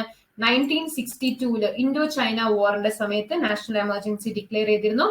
1971 ഇൻഡോ പാക് വാറിന്റെ സമയത്ത്, അതുപോലെ തന്നെ 1975 ഇന്റേണൽ ഡിസ്റ്റർബൻസസ് ആക്കി മാറ്റി. ഓക്കെ, സോ നമ്മൾ ഇന്റേണൽ ഡിസ്റ്റർബൻസ് കാരണം 1975 നാഷണൽ എമർജൻസി ഡിക്ലെയർ ചെയ്യേണ്ടി വന്നിട്ടുണ്ട്. സോ ഇതാണ് 3 ടൈംസ് ഇന്ത്യയിൽ നാഷണൽ എമർജൻസി ഡിക്ലെയർ ചെയ്തിരിക്കുന്നത്. അടുത്തത് international date line passes through. International date line, ഇതാണ് ഇന്റർനാഷണൽ ഡേറ്റ് ലൈൻ. ഇത് ഏത് കൂടിയാണ് പാസ് ചെയ്യുന്നത്? 0 Meridian, 90 degree Meridian, 180 degree Meridian or 26 degree Meridian? ശരിയായ ഉത്തരം ഓപ്ഷൻ സി, 180 ഡിഗ്രി മെറിഡിയനെ കൂടി പാസ് ചെയ്യുന്ന ലൈനെയാണ് നമ്മൾ ഇന്റർനാഷണൽ ഡേറ്റ് ലൈൻ എന്ന് പറയുന്നത്. അടുത്ത ചോദ്യം, which is the longest dam in India? ഇന്ത്യയിലെ ലോങ്സ്റ്റ് ഡാം ഏതാണെന്നാണ് ചോദിച്ചിരിക്കുന്നത്. Mettur dam, Hirakud dam, Bhakra dam or Nagarjuna Sagar dam? Longest dam in India എന്ന് പറയുന്നത് ശരിയായ ഉത്തരം ഓപ്ഷൻ ബി ആണ്. ഓപ്ഷൻ ബി, ഹീരാക്കുണ്ട് ഡാം ആണ് ലോങ്സ്റ്റ് ഡാം ഇൻ ഇന്ത്യ. ഇത് എവിടെയാണ് സ്ഥിതി ചെയ്യുന്നത്? മഹാനദി, ഒഡീഷയിലാണ് ഇത് സ്ഥിതി ചെയ്യുന്നത്. ഇത് ഇന്ത്യയിലെ മാത്രമല്ല, ലോകത്തേക്ക് വെച്ച് തന്നെയുള്ള ലോങ്സ്റ്റ് ഡാം ആണ്. 15 കിലോമീറ്റേഴ്സ് ആണ് ഇതിന്റെ നീളം. Okay, so longest dam in India, longest dam in world ആണ് ഹീരാക്കുണ്ട് ഡാം. മഹാനദിയിലാണ്, ഒഡീഷയിലാണ് ഇത് സ്ഥിതി ചെയ്യുന്നത്. അടുത്ത ചോദ്യം നോക്കാം. Which non member of parliament has the right to address it? പാർലമെന്റിന്റെ അംഗമല്ല, പക്ഷെ പാർലമെന്റിനെ അഡ്രസ് ചെയ്യാനുള്ള അവകാശമുണ്ട്. സോളിസിറ്റർ ജനറൽ ആണോ, അറ്റോർണി ജനറൽ ഓഫ് ഇന്ത്യ ആണോ, ചീഫ് ജസ്റ്റിസ് ഓഫ് ഇന്ത്യ ആണോ, അതോ ചീഫ് ഇലക്ഷൻ കമ്മീഷണർ ആണോ? ശരിയായ ഉത്തരം ഓപ്ഷൻ ബി ആണ്. അറ്റോർണി ജനറൽ ഓഫ് ഇന്ത്യക്കാണ് പാർലമെന്റിനെ അഡ്രസ് ചെയ്യാനുള്ള റൈറ്റ് ഉള്ളത്. ആരാണ് ഈ attorney general? Attorney general highest law making officer of India ആണ്. Highest law making officer. ഇതിനെപ്പറ്റി പറയുന്ന ആർട്ടിക്കിൾ ഏതാണെന്ന് ചോദിക്കാറുണ്ട്. ആർട്ടിക്കിൾ 76ലാണ് അറ്റോർണി ജനറലിനെ പറ്റി പറയുന്നത്. ഓക്കെ, അപ്പോയിന്റ് ചെയ്യുന്നത് ആരാണ്? പ്രസിഡന്റ് ആണ് അറ്റോർണി ജനറലിനെ അപ്പോയിന്റ് ചെയ്യുന്നത്. ആരാണ് അറ്റോർണി ജനറൽ? ഒന്നും കൂടി പറയാം, ഹയസ്റ്റ് ലോ ഓഫീസർ ഓഫ് ഇന്ത്യയാണ്. ഓക്കെ, അപ്പൊ ഗവൺമെന്റ് ഓഫ് ഇന്ത്യക്ക് വേണ്ട ലീഗൽ നിർദ്ദേശങ്ങൾ നൽകുന്നതാണ് അറ്റോർണി ജനറൽ ഓഫ് ഇന്ത്യ.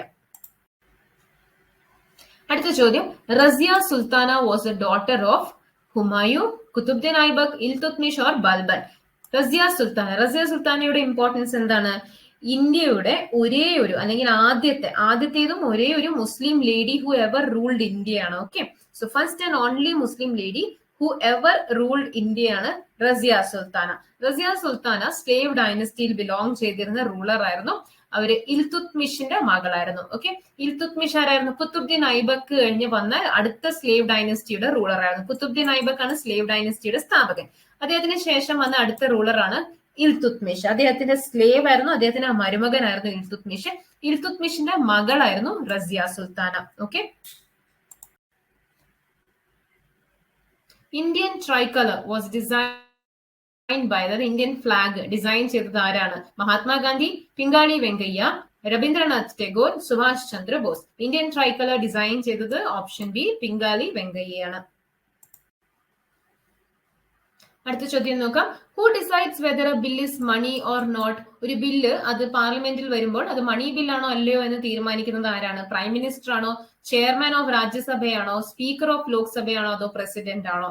മണി ബില്ലാണോ അല്ലയോ എന്ന് തീരുമാനിക്കാനുള്ള പവർ കൊടുത്തിരിക്കുന്നത് option C, speaker of the ലോക്സഭയ്ക്കാണ്. ഓക്കെ, സ്പീക്കർ എന്ന് പറയുന്നത് ആരാണ്? Presiding officer of ലോക്സഭയാണ്.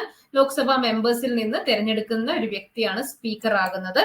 Okay, so ഇപ്പോഴത്തെ ലോക്സഭ സ്പീക്കർ ആരാണ്? ഓം ബിർളയാണ്. സ്പീക്കറിനുള്ള റൈറ്റ്സ് ഏതൊക്കെയാണെന്ന് നമുക്ക് നോക്കാം. ഒന്ന് നമ്മൾ പറഞ്ഞു, മണി ബില്ലാണോ അല്ലയോ എന്ന് ഡിസൈഡ് ചെയ്യുന്നത് സ്പീക്കറാണ്. രണ്ടാമത്തത്, രാജ്യസഭയുടെയും ലോക്സഭയുടെയും ജോയിന്റ് സിറ്റിംഗ് നടക്കുമ്പോൾ അത് പ്രിസൈഡ് ചെയ്യുന്നത് സ്പീക്കറാണ്. ഓക്കെ, പിന്നെ എപ്പോഴെങ്കിലും വോട്ടിംഗ് നടക്കുമ്പോൾ അതിൽ ടൈ ആയി കഴിഞ്ഞാൽ അതിന് ടൈ ബ്രേക്കർ ആയിട്ട് വോട്ട് കാസ്റ്റ് ചെയ്യാനുള്ള റൈറ്റ് കൊടുത്തിരിക്കുന്നത് സ്പീക്കറിനാണ്. ഓക്കെ, അപ്പൊ ഇത്രയും പോയിന്റ്സ് ഓർക്കുക സ്പീക്കറിനെ പറ്റി.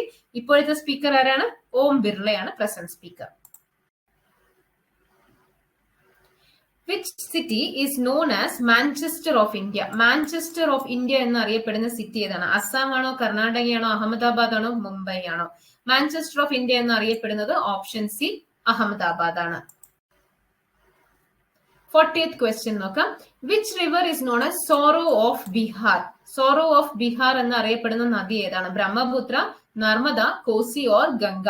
ഇങ്ങനെ ഒരു ക്വസ്റ്റ്യൻ നമ്മൾ നേരത്തെയും കണ്ടിട്ടുണ്ട് അല്ലെ. ഇത് ഇമ്പോർട്ടന്റ് ആണ്. ഇങ്ങനെ sorrow of Bihar, sorrow of Bengal, sorrow of Odisha, Assam എന്നൊക്കെ പറഞ്ഞ് ചോദിക്കാറുള്ളതാണ്. Okay, so sorrow of Bihar എന്ന് പറയുന്നത് ഓപ്ഷൻ സി, കോസി നദിയാണ്. സോറോ ഓഫ് ബംഗാൾ ഏതാണ്? ദാമോദർ നദിയാണ് സോറോ ഓഫ് ബംഗാൾ എന്ന് പറയുന്നത്. സോറോ ഓഫ് ഒഡീഷയാണ് മഹാനദി എന്ന് പറയുന്നത്. ആൻഡ് സോറോ ഓഫ് അസം ആണ് ബ്രഹ്മപുത്ര നദി. ഓക്കെ, അടുത്ത ചോദ്യം നോക്കാം.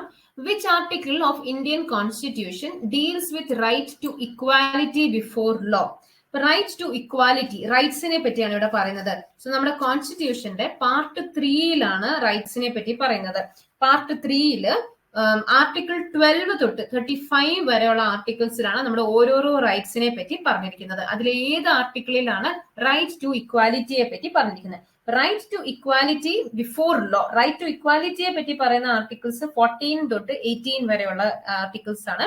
ആൻഡ് അതില് ഫസ്റ്റ് വൺ, അതായത് ആർട്ടിക്കിൾ 14 നമ്മുടെ right to equality before law പറയുന്നത്. Okay, right to equality before law പറയുന്നത് ആർട്ടിക്കിൾ 14 ആണ്. 15 പറയുന്നത് പ്രൊഹിബിഷൻ ഓഫ് ഡിസ്ക്രിമിനേഷൻ ആണ്. On the grounds of race, religion, caste, sex, അതിന്റെ ബേസിസിൽ ഡിസ്ക്രിമിനേറ്റ് ചെയ്യാൻ പാടില്ല എന്ന് പറയുന്നത്. ആർട്ടിക്കിൾ 16 പറയുന്നത് ഈക്വാലിറ്റി ഓഫ് ഓപ്പർച്യൂണിറ്റീസ് ആണ്. Okay, in matter of public employment. Public എംപ്ലോയ്മെന്റിൽ എല്ലാവർക്കും ഇക്വാലിറ്റി ഉണ്ടായിരിക്കണം. 17 18 ബേസിക്കലി അബോളിഷൻ ആണ്. 17 അൺടച്ചബിലിറ്റി അബോളിഷ് ചെയ്യുന്നു. ആൻഡ് 18 ടൈറ്റിൽസ് എല്ലാം തന്നെ അബോളിഷ് ചെയ്യുന്നുണ്ട്. ഓക്കെ, സോ ഇതാണ് നമ്മുടെ റൈറ്റ് ടു ഇക്വാലിറ്റിയുടെ അണ്ടർ വരുന്ന articles. Right to equality before law article 14 fundamental rights part 3 ആണ്. ആർട്ടിക്കിൾ 12 തൊട്ട് 35 വരെയുള്ള ആർട്ടിക്കിൾസ് ആണ് ഫണ്ടമെന്റൽ റൈറ്റ്സിൽ വരുന്നത്. What is the name of Atal Bihari Vajpayee's samadhi sthal? Atal Bihari വാജ്പേയിജിയുടെ സമാധി സ്ഥലിന്റെ പേരെന്താണെന്നാണ് ചോദിച്ചിരിക്കുന്നത്. രാജ്ഘട്ട് എന്നാണോ, വിജയ് ഘട്ട് എന്നാണോ, സദൈവ് അടൽ എന്നാണോ, വീർഭൂമി എന്നാണോ? ഓർത്തിരിക്കാൻ എളുപ്പമാണ്, ബിക്കോസ് ഇതിലും അടൽ എന്ന് കൊടുത്തിട്ടുണ്ട്. So option C, Sadaiv Atal ആണ് അടൽ ബിഹാരി വാജ്പേയിജിയുടെ സമാധി സ്ഥലത്തിന്റെ പേര്. അപ്പൊ ഇതുപോലെയുള്ള ക്രെമറ്റോറിയൽ സ്ഥലങ്ങൾ അത് ഇമ്പോർട്ടന്റ് ആണ്, നമുക്ക് നോക്കാം. സോ ഇതാണ് list of crematorium of famous people. മഹാത്മാഗാന്ധിയുടെ സമാധി സ്ഥലത്തിനെ പറയുന്ന പേര് രാജ്ഘട്ട് എന്നാണ്. രാജ്ഘട്ട് എന്നാണ് മഹാത്മാഗാന്ധിയുടെ സമാധി സ്ഥലം അറിയപ്പെടുന്നത്. ലാൽ ബഹാദൂർ ശാസ്ത്രിയുടെ വിജയ് ഘട്ട് എന്നാണ്. പിന്നെ ചൗധരി ചരൺ സിംഗിന്റേത് കിസാൻ ഘട്ടാണ്. രാജീവ് ഗാന്ധിയുടെ വീരഭൂമിയാണ്. KR നാരായണന്റെ ഉദയഭൂമിയാണ്. ജവഹർലാൽ നെഹ്റുവിന്റെ ശാന്തി വൻ ആണ്. ഇന്ദിരാഗാന്ധിയുടെ ശക്തി സ്ഥലാണ്. മൊറാർജി ദേശായിയുടെ അഭയ് ഘാട്ടാണ്. ആൻഡ് ശങ്കർ ദയാൽ ശർമ്മയുടെ കർമ്മഭൂമിയാണ്. ഓക്കെ, സോ ഇതാണ് ചില ഇമ്പോർട്ടന്റ് ആൾക്കാരുടെ ക്രെമറ്റോറിയം. പേരെല്ലാം പഠിച്ചു വെക്കാൻ ഇമ്പോർട്ടന്റ് ആണ്. What is known as the soul of the constitution? Soul of the constitution എന്നറിയപ്പെടുന്നത് ആർട്ടിക്കിൾ 40 ആണോ, ആർട്ടിക്കിൾ 32 ആണോ, ആർട്ടിക്കിൾ 20 ആണോ, അതോ ആർട്ടിക്കിൾ 111 ആണോ? ഓക്കെ, അപ്പൊ ഇതില് ബേസിക്കലി രണ്ട് കാര്യങ്ങളാണ് പറയാറുള്ളത് സോൾ ഓഫ് ദി കോൺസ്റ്റിറ്റ്യൂഷൻ എന്ന് പറയുന്നത്. ഒന്ന് ആർട്ടിക്കിൾ 32 പറയാറുണ്ട്, മറ്റൊന്ന് പ്രിയാമ്പിൾ നെയിം പറയാറുണ്ട്. അപ്പൊ ഓപ്ഷൻസിൽ ഏതെങ്കിലും ഒരെണ്ണേ വരുള്ളൂ. ഇവിടെ ആർട്ടിക്കിൾസ് ചോദിച്ചിരിക്കുന്നുണ്ട്. ആർട്ടിക്കിൾ 32 ആണ് സോൾ ഓഫ് ദി കോൺസ്റ്റിറ്റ്യൂഷൻ എന്ന് പറയുന്നത്. ഓക്കെ, ബേസിക്കലി ഇതിൽ എന്താണ് ആർട്ടിക്കിൾ 32 പറയുന്നത്? റൈറ്റ് ടു കോൺസ്റ്റിറ്റ്യൂഷണൽ റെമഡീസിനെ പറ്റി പറയുന്ന ആർട്ടിക്കിൾ ആണ് ആർട്ടിക്കിൾ 32 എന്ന് പറയുന്നത്. അടുത്ത ചോദ്യം, what is post of chief of Indian navy? Indian നേവിയുടെ ചീഫിന്റെ പോസ്റ്റ് എന്താണ് actually? Indian navy chief, navy chief, Indian navy general or admiral? Admiral ആണ് ശരിയായ ഉത്തരം. ഓക്കെ, അപ്പൊ ഇന്ത്യൻ നേവി ചീഫിന്റെ പോസ്റ്റ് എന്താണെന്ന് ചോദിച്ചാൽ അത് അഡ്മിറൽ ആണ്. Doctrine of lapse was started by Lord Ripon, Lord Dalhousie, Lord Chelmsford, none of these. Doctrine of lapse ആരാണ് കൊണ്ടുവന്നത്? Doctrine of lapse പ്രകാരമാണ് നമ്മുടെ ഇന്ത്യയിലെ പല പല രാജ്യങ്ങൾ, അതായത് പ്രിൻസ്ലി സ്റ്റേറ്റ്സ് എല്ലാം കീഴടക്കിയത് അല്ലെ. സോ അത് ആരാണ് അത് സ്റ്റാർട്ട് ചെയ്തത് എന്നാണ് ചോദിച്ചിരിക്കുന്നത്. ശരിയായ ഉത്തരം ഓപ്ഷൻ ബി, ലോർഡ് ഡൽഹൌസി ആണ്. ഓക്കെ, ലോർഡ് ഡൽഹൌസി ആണ് ഡോക്ട്രൈൻ ഓഫ് ലാപ്സ് കൊണ്ടുവന്നത്. ഇദ്ദേഹത്തിനെ പറ്റി അറിഞ്ഞിരിക്കേണ്ട മറ്റു ചില പോയിന്റ്സ് ഉണ്ട്. ഇന്ത്യയിലെ railway line, first railway line, Bombay to ഠാനെയുള്ള റെയിൽവേ ലൈൻ സ്റ്റാർട്ട് ചെയ്തത് ഇദ്ദേഹമാണ്. ടെലിഗ്രാഫ് സ്റ്റാർട്ട് ചെയ്തത് ഇദ്ദേഹമാണ്. അതുപോലെ തന്നെ പോസ്റ്റൽ സിസ്റ്റം അതിന് തുടക്കം കുറിച്ചത് ഇദ്ദേഹമാണ്. പിന്നെ ഗ്രാൻഡ് ട്രങ്ക് റോഡ് അത് സ്റ്റാർട്ട് ചെയ്യിപ്പിച്ചത് ഇദ്ദേഹമാണ്. അപ്പൊ ഇങ്ങനെയുള്ള പോയിന്റ്സ് ഓർത്ത് വെക്കും. ഇതുപോലെയുള്ള നമ്മുടെ ലോർഡ് ചെംസ്ഫോർഡ്, ലോർഡ് കാനിങ്, ഇതെല്ലാം തന്നെ ഇമ്പോർട്ടന്റ് ആയിട്ടുള്ള ആൾക്കാരാണ്. അവരുടെ കോൺട്രിബ്യൂഷൻസ് അല്ലെങ്കിൽ അവർ ചെയ്ത മെയിൻ കാര്യങ്ങൾ അതൊക്കെ ഓർത്ത് വെക്കുക. ലൈക് ബംഗാൾ പാർട്ടീഷന്റെ സമയത്ത് ആരായിരുന്നു, അതുപോലെ തന്നെ സതി അത് നമ്മൾ അബോളിഷ് ചെയ്ത സമയത്ത് ആരായിരുന്നു, അങ്ങനെയുള്ളതൊക്കെ ചോദിക്കാറുണ്ട്. INC ഫോം ചെയ്ത സമയത്ത് ആരായിരുന്നു എന്നൊക്കെ ചോദിക്കാറുണ്ട്. ഓക്കെ, അപ്പൊ അതൊക്കെ ഓർത്ത് വെക്കാം. Which is the longest beach in India? Mumbai, Chennai, Mangalore or Tuticorin? Longest beach in India? Option B, Chennai beach ആണ് അല്ലെ. Chennai beach ആണ് longest beach in India. Which Indian bank has largest number of branches in foreign countries? Foreign countries ഏറ്റവും അധികം branches ഉള്ള Indian bank ഏതാണ്? State Bank of India, Bank of Baroda, Punjab National Bank or Bank of India? ശരിയായ ഉത്തരം option A, State Bank of India ആണ്. State Bank of ഇന്ത്യക്കാണ് largest number of branches overseas ഉള്ളത് അല്ലെങ്കിൽ ഫോറിൻ കൺട്രീസിലുള്ളത്. First female speaker of Lok Sabha, first female speaker of Lok Sabha ആരാണ്? Vijaya Lakshmi Pandit, Sucheta Kripalani, Meira Kumar or Tarkeshwari Singh? ഇതിൽ ആരായിരുന്നു ആദ്യത്തെ വനിതാ സ്പീക്കർ ഓഫ് ലോക്സഭ? ശരിയായ ഉത്തരം ഓപ്ഷൻ സി, മീര കുമാർ ആണ്. ഓക്കെ, മീര കുമാർ ആണ് ആദ്യത്തെ വനിതാ speaker of Lok Sabha. Next question, Zakir Hussain is famous for dash player of, is a famous dash player of India. Zakir Hussain എന്ന് പറയുന്നത് സിത്താർ പ്ലെയർ ആണോ, മൃദംഗമാണോ, തബ്ല പ്ലെയർ ആണോ, ഫ്ലൂട്ട് ആണോ വായിക്കുന്നത്? Zakir Hussain നമുക്കറിയാം അല്ലെ, പണ്ട് താജ്മഹലിന്റെ ഒക്കെ പരസ്യത്തിൽ വരാറുണ്ടായിരുന്നു വാഹ് താജ് എന്നൊക്കെ പറയുന്ന Zakir Hussain. So option C, തബ്ലയാണ്. തബ്ലയാണ് അദ്ദേഹം പ്ലേ ചെയ്യുന്ന ഇൻസ്ട്രുമെന്റ്, മ്യൂസിക്കൽ ഇൻസ്ട്രുമെന്റ്. അടുത്ത ചോദ്യം, ലാസ്റ്റ് ചോദ്യമാണ് ഇന്നത്തെ സെഷന്റെ. The epic poem Padmavat was written by Abdul Fazal, Amir Khusro, Malik Muhammad Jaisi, Khwaja Moinuddin Chishti? ഇതിൽ ആരാണ് പത്മാവത് എഴുതിയത്? പത്മാവത് മൂവി ഇപ്പൊ നമ്മൾ കണ്ടു കഴിഞ്ഞിട്ടേ ഉള്ളൂ. സോ പത്മാവത് മൂവി അല്ല ഇവിടെ ചോദിക്കുന്നത്, പോം ആണ് ചോദിക്കുന്നത്. എപ്പിക് പോം പത്മാവത് അത് എഴുതിയത് ആരാണെന്നാണ് ചോദിച്ചിരിക്കുന്നത്.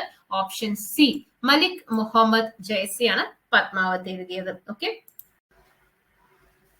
സോ ഫ്രണ്ട്സ്, ഇതാണ് ഇന്നത്തെ സെഷനിലെ 50 ക്വസ്റ്റ്യൻസ്, പ്രീവിയസ് ഇയർ ക്വസ്റ്റ്യൻസ് ആണ് നമ്മൾ ഈ കണ്ടത്.